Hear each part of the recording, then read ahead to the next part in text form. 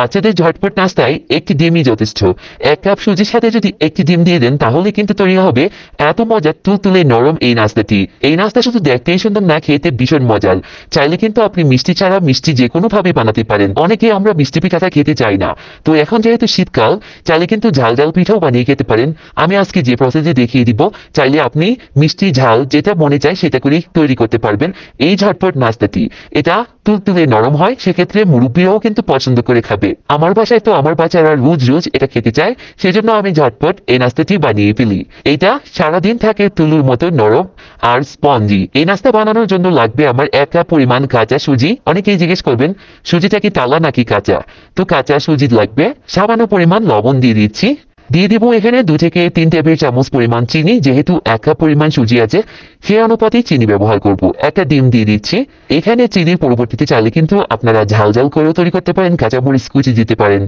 দুধ দিয়ে দিচ্ছি 2 কাপ পরিমাণ। 1 কাপ সুজির জন্য 2 কাপ পরিমাণ দুধ লাগবে।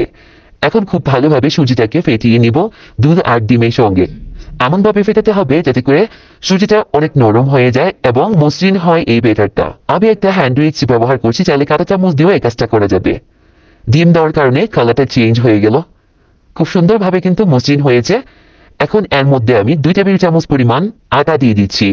আটা ময়দা আপনার পছন্দ মতো দিতে পারেন। আটাটা অবশ্যই দিবেন, তাহলে কিন্তু এই পিঠাটা খেতে আরো বেশি মজা হবে।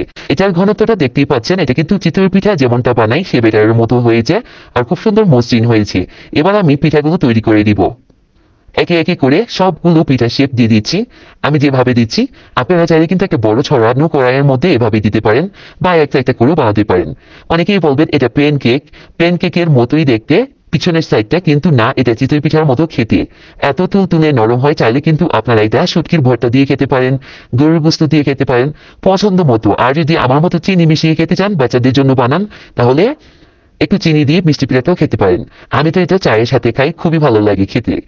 তো কেমন লাগলো আজকের এই রেসিপি অবশ্যই কমেন্টে লিখে জানাবেন, আর ভালো লাগলে শেয়ার করে দিবেন। সুজি দেওয়ার কারণে কিন্তু এত তুলতুলে নরম হয়েছে আমার আজকের এই মজাদার পিঠাটি।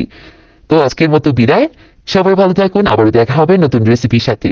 সেই পর্যন্ত আল্লাহ হাফেজ।